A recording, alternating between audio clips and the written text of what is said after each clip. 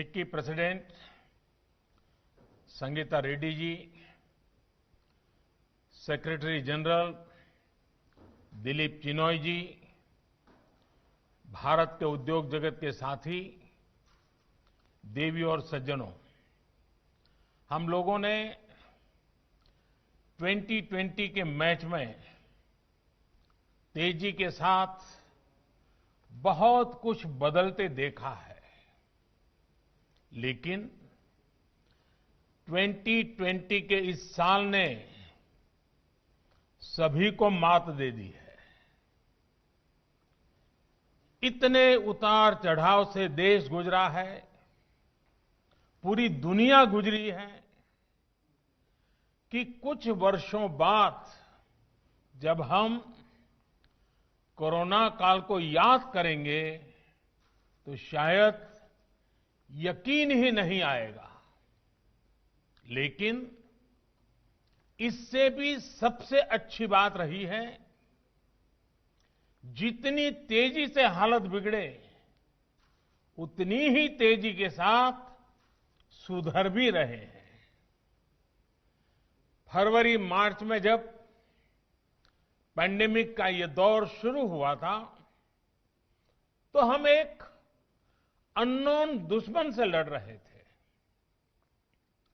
बहुत सी अनिश्चितताएं थी। प्रोडक्शन हो, लॉजिस्टिक्स हो, इकोनॉमी का रिवाइवल हो, अनगिनत विषय थे और सवाल यही था, कब तक ऐसा चलेगा। हर एक के मन में यही सवाल था, कैसे सब ठीक होगा।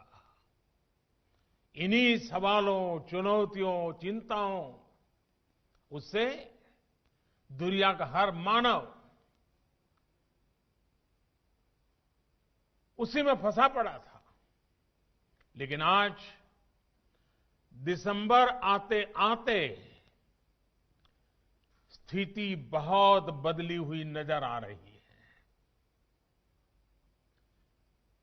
हमारे पास जवाब भी है और रोड मैप भी है।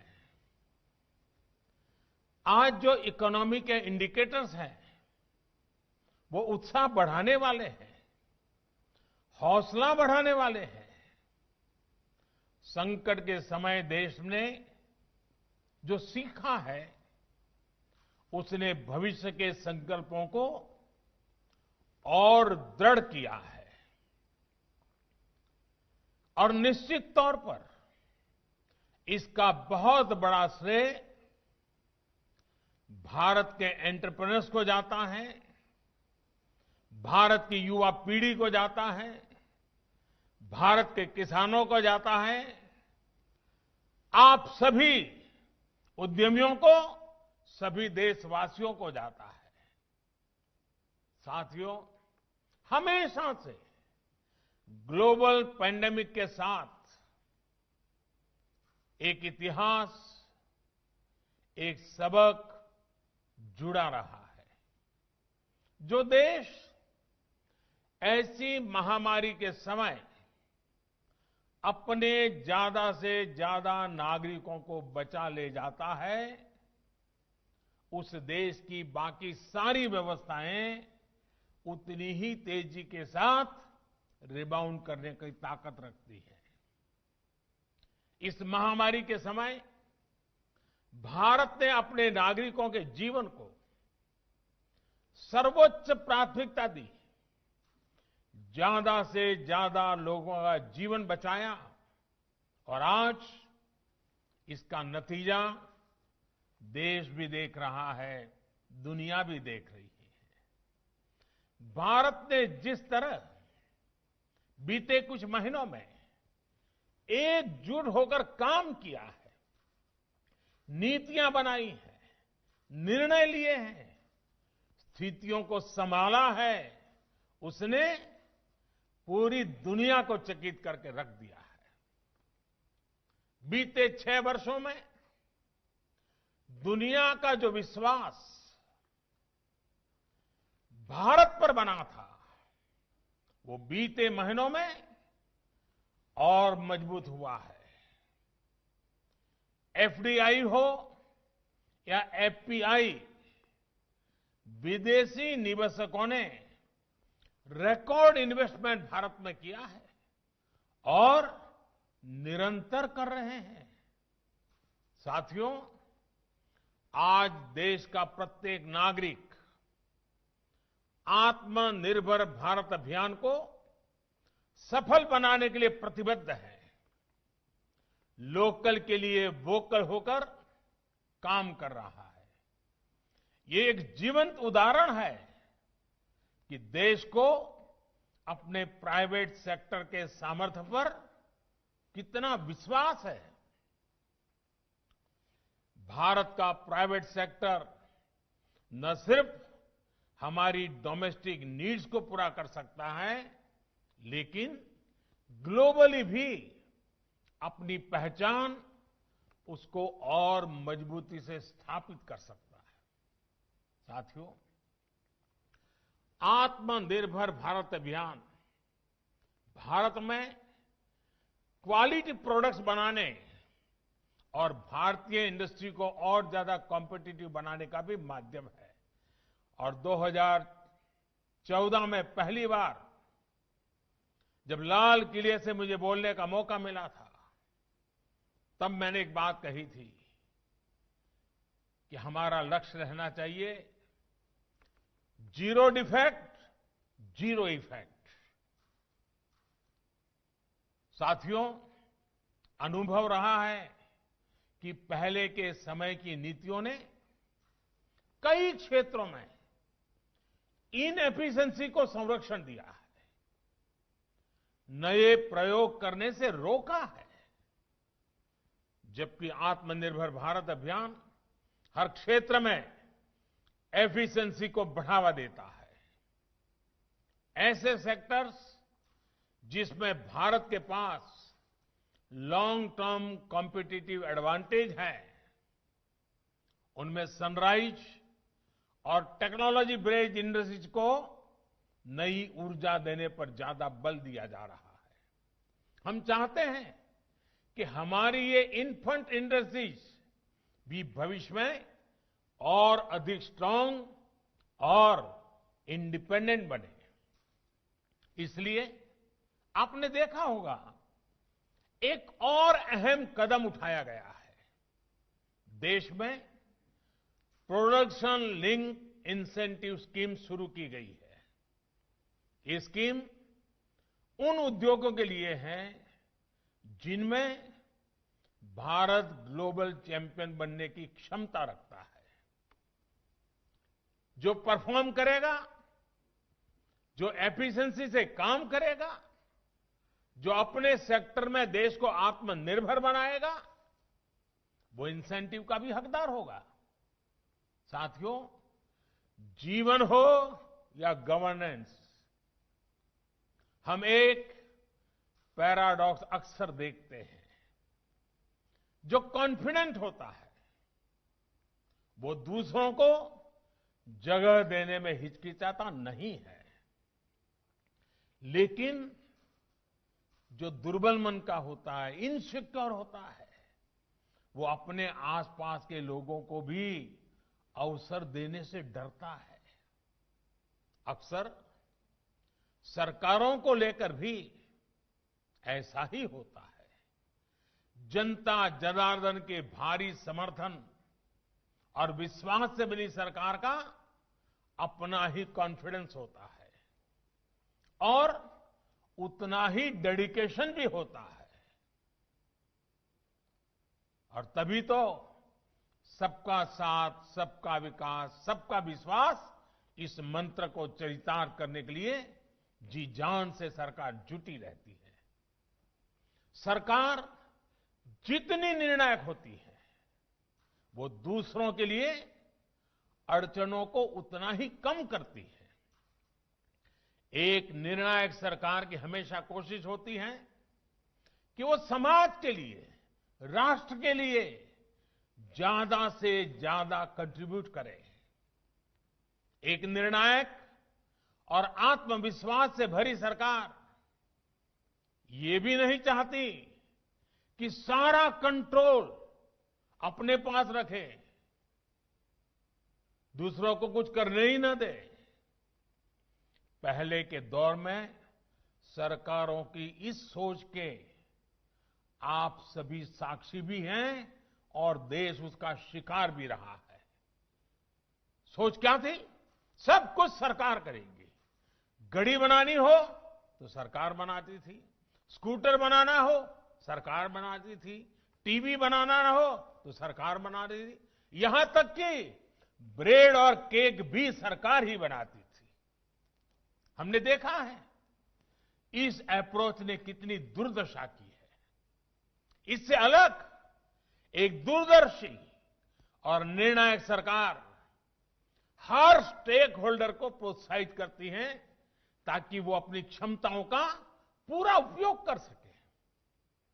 साथियों, पिछले 6 वर्षों में भारत ने भी ऐसी ही सरकार देखी है जो सिर्फ और सिर्फ 130 करोड़ देशवासियों के सपनों को समर्पित है, जो हर स्तर पर देशवासियों को आगे लेने के लिए काम कर रही है।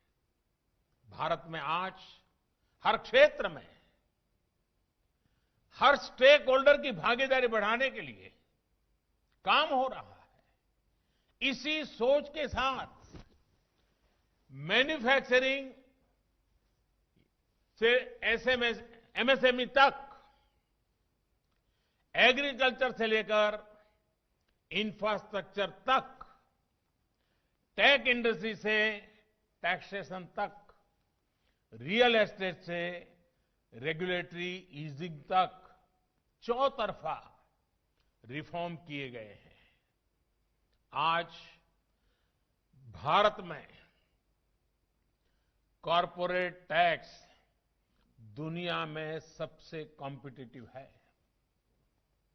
आज भारत दुनिया के उन कुछ देशों में शामिल है जहां फेसलेस असेसमेंट और फेसलेस अपील की सुविधा है। इंस्पेक्टर राज और टैक्स टेररिज्म के दौर के पीछे छोड़कर भारत अपने देश के उद्यमियों के सामर्थ्य पर भरोसा करते हुए आगे बढ़ रहा है। माइनिंग हो, डिफेंस हो, स्पेस हो, ज्यादातर सेक्टर को इन्वेस्टमेंट के लिए, भारतीय टैलेंट के लिए, कंपटीशन के लिए आज अवसरों की, एक प्रकार से अनगिनत अवसरों की एक परंपरा खड़ी कर दी है। देश में लॉजिस्टिक को कॉम्पिटिटिव बनाने के लिए मल्टी मॉडल कनेक्टिविटी पर फोकस किया जा रहा है।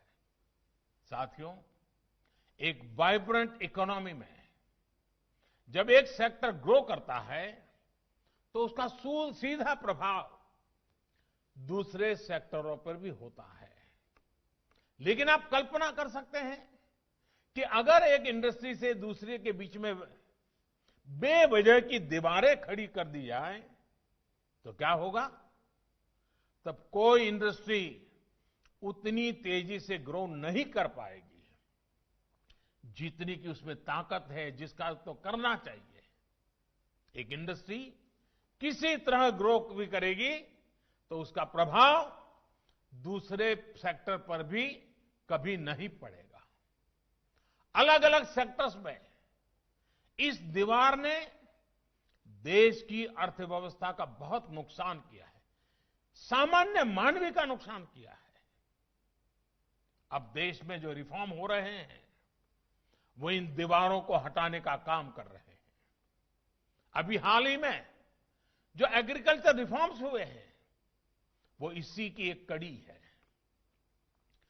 एग्रीकल्चर सेक्टर और उससे जुड़े अन्य क्षेत्रों, चाहे वो एग्रीकल्चर इंफ्रास्ट्रक्चर हो, फूड प्रोसेसिंग हो, स्टोरेज हो, कोल्ड चेन हो, इनके बीच पहले हमने ही ऐसी दीवारें देखी है।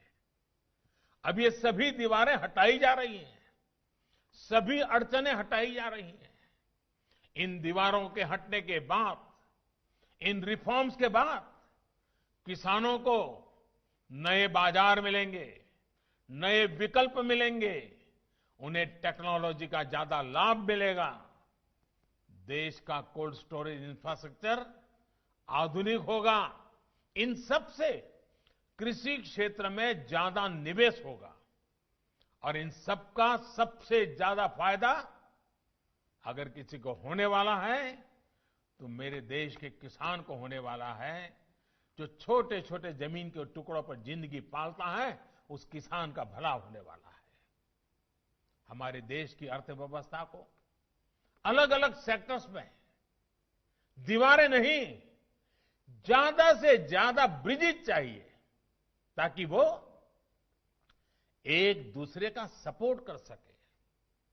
साथियों, बीते वर्षों में इन दीवारों को तोड़ने के लिए कैसे एक प्लान और इंटीग्रेटेड अप्रोच के साथ रिफॉर्म किए गए हैं, इसका एक बेहतरीन उदाहरण है। देश के करोड़ों लोगों का फाइनेंशियल इंक्लूजन अब हम बैंकिंग इंक्लूजन के से मोस्ट इंक्लूसिव देशों में शामिल हो गए हैं। आप भी इस बात की गवाह रहे हैं कि तमाम अवरोधों को दूर करते हुए भारत में किस तरह आधार को संवैधानिक संरक्षण दिया गया। हमने अनबैंक को बैंकों से जोड़ा, सस्ता मोबाइल डेटा, सस्ते फोन उपलब्ध कराकर गरीब से गरीब को कनेक्ट किया। तब जाकर जनधन खाते, आधार और मोबाइल JAM की ट्रिनिटी देश को प्राप्त हुई। साथियों, आज दुनिया का सबसे बड़ा डायरेक्ट बेनिफिट ट्रांसफर सिस्टम देश में काम कर रहा है। DBT देश में काम कर रहा है। अभी आपने भी एक इंटरनेशनल जर्नल की वो रिपोर्ट पढ़ी होगी जिसमें भारत में बनाई गई इस व्यवस्था की भूरी भूरी प्रशंसा की गई है। कोरोना के समय में जब अनेक देशों को अपने नागरिकों तक सीधे पैसे भेजने में दिक्कत आ रही थी, वो चेक और डाक विभाग पर निर्भर थे। भारत सिर्फ एक क्लिक कर से हजारों करोड़ रुपए कोटि कोटि नागरिकों के बैंक खातों में ट्रांसफर कर रहा था, पल भर में। वो भी तब जब बैंक बंद थे, देश में लॉकडाउन था। अंतर्राष्ट्रीय जगत के बड़े बड़े जानकार अब ये कह रहे हैं कि भारत के इस मॉडल से दूसरे देशों को भी सीखना चाहिए। ये पढ़कर, ये सुनकर किसे गर्व नहीं होगा। साथियों, एक समय था जब कुछ लोग ये सवाल उठाते थे कि अशिक्षा और गरीबी भरे माहौल में भारत कैसे टेक्नोलॉजी को अपने सामान्य नागरिकों तक पहुंच पाएगा। लेकिन भारत ने ये करके दिखाया है और बहुत सफलता के साथ करके दिखाया है, दिखाता रहेगा। आज अकेले UPI प्लेटफॉर्म पर ही हर महीने करीब करीब 4 लाख करोड़ रुपए का ट्रांजैक्शन हो रहा है। 4 लाख करोड़ रुपए का ट्रांजैक्शन, और हर महीने नए रिकॉर्ड बन रहे हैं। आज गांव देहात में भी छोटे छोटे रेहड़ी ठेलों पर भी आज डिजिटल पेमेंट संभव हो रहा है। भारत के उद्योग जगत को देश की इस ताकत को समझते हुए आगे बढ़ना है। साथियों, हम जैसा गांव और छोटे शहरों का माहौल टीवी या फिल्मों में देखते हुए बड़े हुए हैं, उससे इनके बारे में एक अलग धारणा बनना स्वाभाविक है। शहरों और गांवों के बीच फिजिकल दूरी कभी उतनी नहीं रही जितनी दूरी पर्सपेक्टिव को लेकर रही है। कुछ लोगों के लिए गांव का मतलब ऐसी जगह रहा है जहां आना जाना मुश्किल हो, जहां बहुत कम सुविधाएं हो, बहुत कम विकास हुआ हो, पिछड़ापन ही पिछड़ापन पड़ा हुआ है। लेकिन अगर आप आज रूरल या सेमी रूरल इलाकों में जाएंगे तो आपको एकदम अलग दृश्य मिलेगा। एक नई आशा, नया विश्वास आपको नजर आएगा। आज का ग्रामीण भारत बहुत बड़े बदलाव के दौर से गुजर रहा है। क्या आप जानते हैं कि रूरल इंडिया में एक्टिव इंटरनेट यूजर्स की संख्या शहरों से ज्यादा हो चुकी है? क्या आप जानते हैं कि भारत के आधे से ज्यादा स्टार्टअप्स हमारे टियर 2, टियर 3 शहरों में हैं? प्रधानमंत्री ग्रामीण सड़क योजना से देश की लगभग 98% बस्तियां सड़कों से जुड़ चुकी है। कहने का मतलब ये कि गांव के लोग अब बाजार, स्कूल, अस्पताल और दूसरी सुविधाओं से तेजी से जुड़ रहे हैं। गांव में रहने वालों की आकांक्षा बढ़ रही है। वो सोशियो इकोनॉमिक मोबिलिटी चाहते हैं। सरकार अपनी तरफ से इन्हीं आकांक्षाओं की पूर्ति करने में जुटी है। अब जैसे हाल में लॉन्च की गई पीएम वाणी योजना, उस पीएम वाणी योजना को ले लीजिए। इस योजना के तहत देश भर में सार्वजनिक वाईफाई हॉटस्पॉट का नेटवर्क तैयार किया जाएगा। इससे गांव-गांव में कनेक्टिविटी का व्यापक विस्तार होगा। मेरा तमाम उद्यमियों से आग्रह रहेगा कि इस अवसर का उपयोग करते हुए रूरल और सेमी रूरल क्षेत्रों में बेहतर कनेक्टिविटी के प्रयासों में भागीदार बने। ये निश्चित है कि 21वीं सदी के भारत की ग्रोथ को गांव और छोटे शहर ही सपोर्ट करने वाले हैं। इसलिए आप जैसे एंटरप्रेन्योर्स को गांव और छोटे शहरों में इन्वेस्टमेंट का मौका बिल्कुल नहीं गंवाना चाहिए। आपके द्वारा किया गया इन्वेस्टमेंट हमारे गांवों में रहने वाले भाई बहनों के लिए, हमारे एग्रीकल्चर सेक्टर के लिए संभावनाओं के नए द्वार खोलेगा। साथियों, देश के एग्रीकल्चर सेक्टर की और उस सेक्टर को मजबूत करने के लिए बीते वर्षों में भारत में तेजी से काम किए गए हैं। आज भारत का एग्रीकल्चर सेक्टर पहले से कहीं अधिक वाइब्रेंट हुआ है।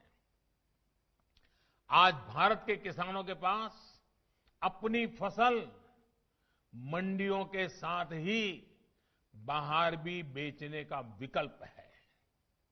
आज भारत में मंडियों का आधुनिकीकरण तो हो ही रहा है। किसानों को डिजिटल प्लेटफॉर्म पर फसल खरीदने बेचने का भी विकल्प दिया है। इन सारे प्रयासों का लक्ष्य यही है कि किसानों की आय बढ़े, देश का किसान समृद्ध हो। जब देश का किसान समृद्ध होगा तो देश भी समृद्ध होगा। आपको मैं एक और उदाहरण देता हूं कि कृषि क्षेत्र को पहले कैसे हैंडल किया जा रहा था। साथियों, हमारे देश में पहले इथेनॉल तक को प्राथमिकता देकर इंपोर्ट किया जाता था, जबकि खेतों में गन्ना किसान परेशान रहता था कि उसका गन्ना बिक नहीं रहा या उसके गन्ना किसानों का हजारों करोड़ रुपए का बकाया भी समय पर मिलता नहीं था। हमने इस स्थिति को बदला। हमने देश में ही इथेनॉल के उत्पादन को बढ़ावा दिया। पहले चीनी बनती थी, गुड़ बनता था। कभी चीनी के दाम गिर जाते थे तो किसान को पैसे नहीं मिलते थे, कभी चीनी के दाम बढ़ जाते थे तो कंज्यूमर को तकलीफ होती थी। यानी कोई व्यवस्था ऐसी चल ही नहीं सकती। और दूसरी तरफ हम हमारे कार स्कूटर चलाने के लिए विदेशों से पेट्रोल लाते थे। अब ये काम इथेनॉल भी कर सकता था। अब देश में पेट्रोल में 10% तक इथेनॉल की ब्लेंडिंग करने की तरफ बढ़ रहा है। सोचिए, इससे कितना बड़ा बदलाव आने वाला है। इससे गन्ना किसानों की आमदनी तो बढ़ेगी ही, रोजगार के भी नए अवसर मिलेंगे। साथियों, आज जब मैं उद्योग जगत के वरिष्ठ लोगों के बीच हूं तो इस बात को भी खुलकर कहूंगा कि जितना हमारे देश में एग्रीकल्चर पर प्राइवेट सेक्टर द्वारा निवेश किया जाना चाहिए था, दुर्भाग्य से उतना नहीं हुआ। इस सेक्टर को प्राइवेट सेक्टर द्वारा उतना एक्सप्लोर ही नहीं किया गया। हमारे यहां कोल्ड स्टोरेज की समस्याएं रही है। बिना प्राइवेट सेक्टर के सपोर्ट के सप्लाई चेन बहुत सीमित दायरे में काम करती रही है। फर्टिलाइजर की किल्लत होते आपने भी देखा है। इसका कितना इंपोर्ट भारत करता है, आप भी जानते हैं। एग्रीकल्चर सेक्टर की ऐसी कितनी ही चुनौतियों के समाधान के लिए केंद्र सरकार निरंतर काम कर रही है। लेकिन इसमें आपके इंटरेस्ट और आपके इन्वेस्टमेंट दोनों की आवश्यकता है। मैं मानता हूं कि एग्रीकल्चर से जुड़ी कई कंपनियां अच्छा काम कर रही हैं, लेकिन सिर्फ उतना ही काफी नहीं है। फसलें उगाने वाले किसानों को, फल सब्जियां उगाने वाले किसानों को जितना आधुनिक टेक्नोलॉजी का, आधुनिक व्यापार और उद्योग के तौर तरीके का जितना सपोर्ट मिलेगा, उनकी जरूरतों को देखते हुए जितना हम इन्वेस्ट करेंगे, उतना ही हमारे देश के किसानों का, फसलों का नुकसान कम होगा, उतनी ही उनकी आय बढ़ेगी। आज ग्रामीण क्षेत्र में एग्रो बेस्ड इंडस्ट्री के लिए बहुत बड़ा स्कोप है। पहले की नीतियां जो भी रही हो, लेकिन आज की पॉलिसीज ग्रामीण कृषि आधारित अर्थव्यवस्था विकसित करने के लिए बहुत अनुकूल है। नीति से और नियत से सरकार पूरी तरह किसानों का हित करने के लिए प्रतिबद्ध है। साथियों, एग्रीकल्चर के साथ ही सर्विस सेक्टर हो, मैन्युफैक्चरिंग हो, सोशल सेक्टर हो, इसमें हम एक दूसरे को कॉम्प्लीमेंट कैसे करें, इस पर हमें पूरी एनर्जी लगानी है। फिक्की जैसे संगठनों को इसमें ब्रिज भी बनना है और इंस्पिरेशन भी बनना है। एमएसएमईज को सरकार ने ताकत दी है, आप इस ताकत को मल्टीप्लाई कर सकते हैं।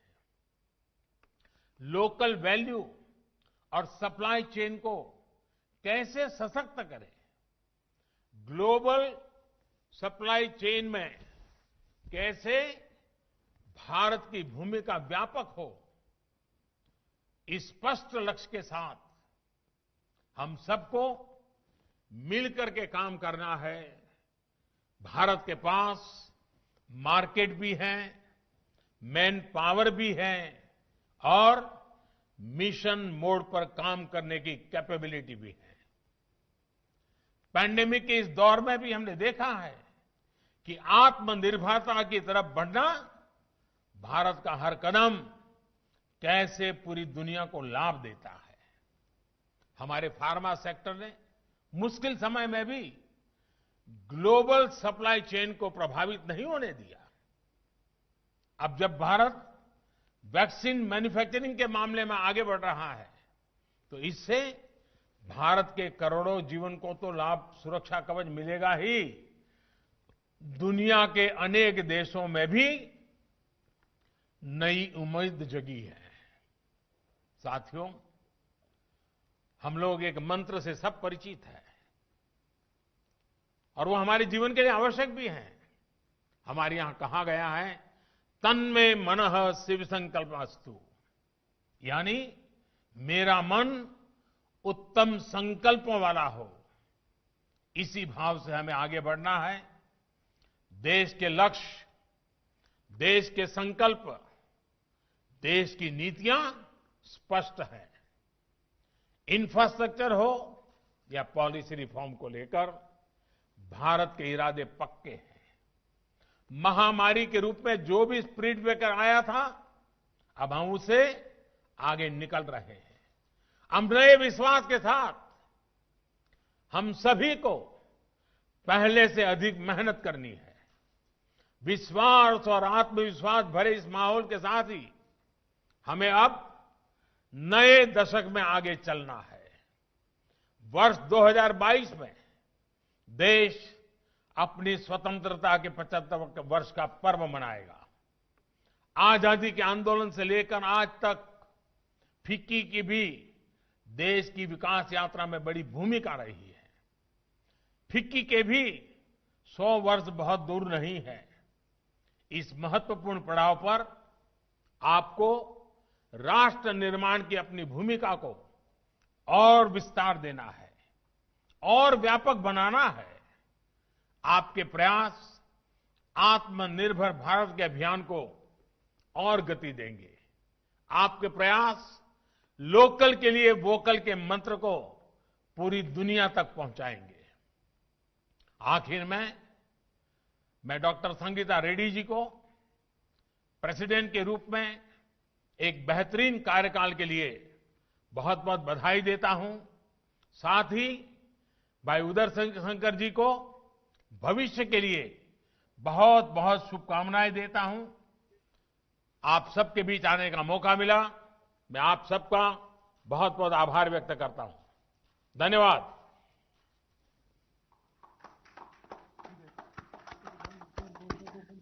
Honorable